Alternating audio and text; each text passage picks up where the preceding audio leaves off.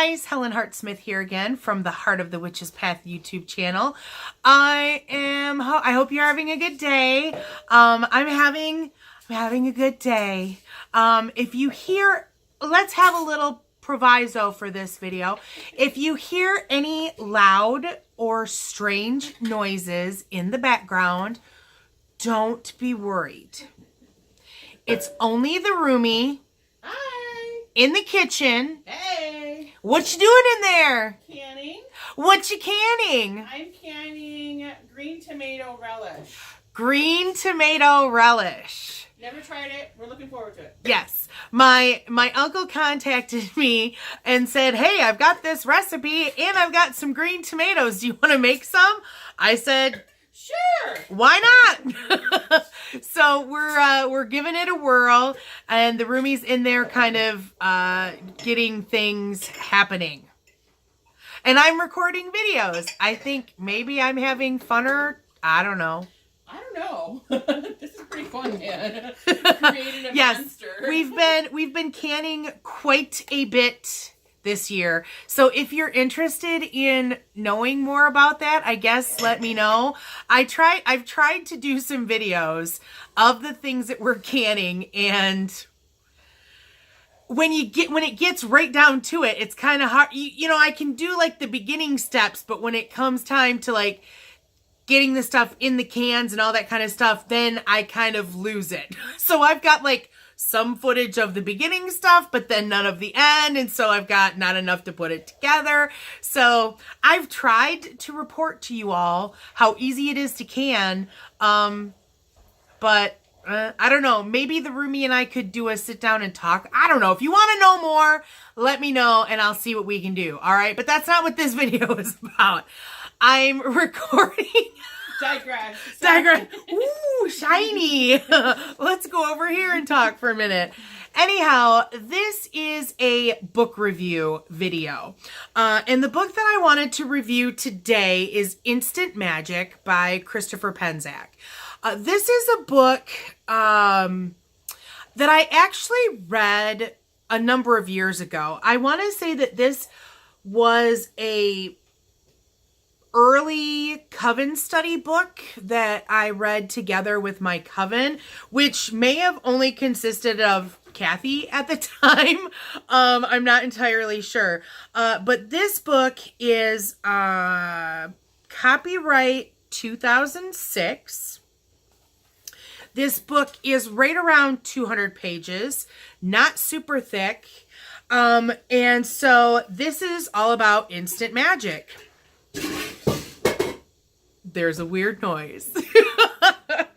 So let's talk about what this book is all about. So this is actually, I almost like to think of this as a companion book for a year one student with the Temple of Witchcraft. This is a reading, additional reading that is called for. I think I'm safe to kind of say that this is, you know, additional reading material. And so this is all about instant magic. And what's interesting is it's set up like all of Christopher's books. You have exercises, you have there's some figures and stuff like that talking about, you know, if a figure is applicable to something that he happens to be talking about. It's a very quick read, and it's a really basic subject. And I have to say that I think I read this for the first time at a point in my path when it kind of came onto the radar at the right time. Like I read it right when I needed to. When I first started on this path of being a witch and things like that, I think I've talked about this a little bit. I was very much into kind of jumping in and starting to play with spell work and things like that. And some of it went fine. Some of it went great. Some of it went not so very well.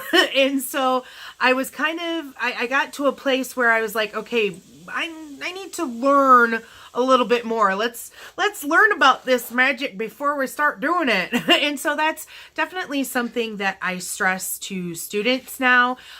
We talk a lot about intent, and we talk a lot about spell crafting, and we talk a lot about correspondence work and things like that. And so when I read this book, it was very much at a time when all I thought about was spell work.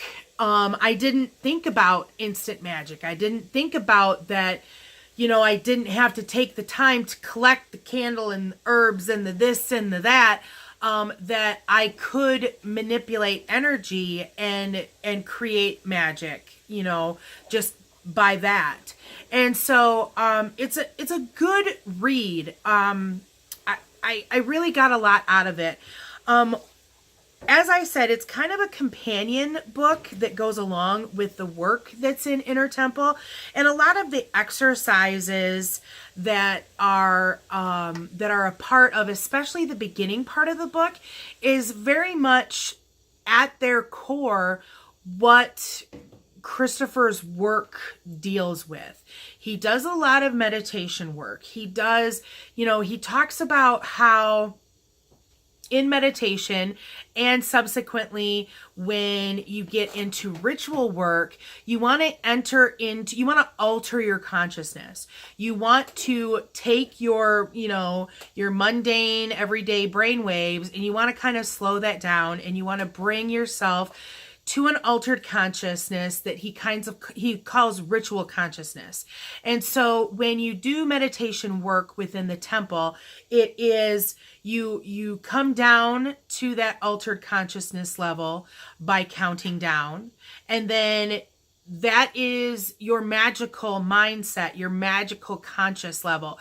This is where you do magic. This is where you perform ritual, by entering into this altered consciousness state. And then you want to go deeper to do meditative work. And so you get those lessons in the instant magic as well. There's an exercise in altering consciousness. There's an exercise in sensing and manipulating energy, which of course is another major building block to spell work. Everything has energy, and these things are all kind of symbiotic together. You have to be able to sense energy, to manipulate energy, to create that magic. That's what magic is using your will to harness energy to create change. And not everything has to be a spell. And so another big thing that he talks about too is programming your trigger. And so the idea of this trigger is that it's generally it's something to do with the hands.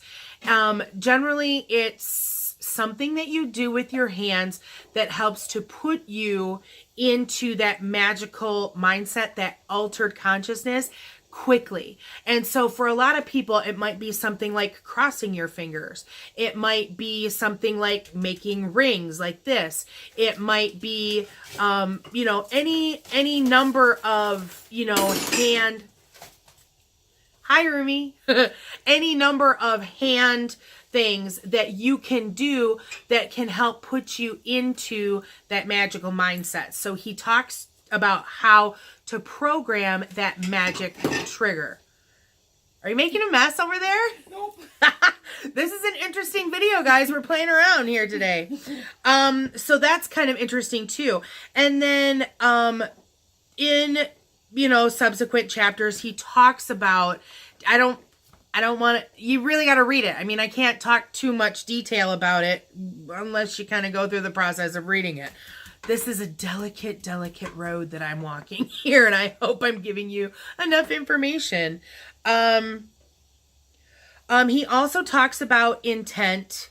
There's an entire chapter on instant magic spells. He talks about how instant magic, you don't have to have all the bells and whistles. You don't have to have the candles. You don't have to have the stones. You don't have to have the herbs, because again, those are just they're helpful sometimes, especially if you have a spell that kind of needs a little bit more oomph.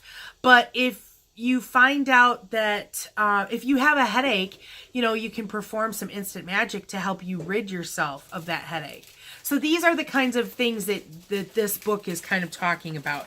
Animal communication, astral wind, banish illness, things like that. And then, let's see. Yeah, there's a whole chapter on that. He talks about different worlds in magic, because of course the world tree is a really big imagery thing that he uses in his classwork, but he also talks about the universal web. So if the universal tree doesn't speak to you, maybe the universal web does.